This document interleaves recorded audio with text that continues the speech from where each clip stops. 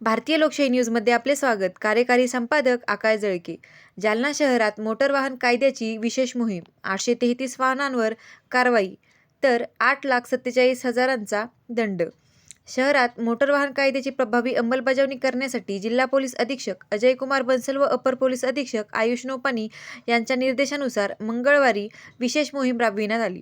उपविभागीय पोलीस अधिकारी अनंत कुलकर्णी यांच्या मार्गदर्शनाखाली सायंकाळी 4 ते 7 या वेळेत शहरातील 25 ठिकाणी नाकाबंदी करून कारवाई करण्यात आली. या मोहिमेत 11 अधिकारी, 98 पोलीस अंमलदार, 1 RCP पथक व 20 होमगार्ड सहभागी झाले होते.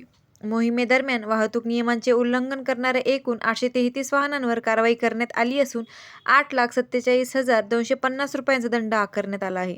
वाहतूक नियमांचे पालन करावे अन्यथा कठोर कारवाई केली जाईल असा इशारा पोलीस प्रशासनाकडून देण्यात आला असून ही मोहीम पुढेही सुरू राहणार आहे.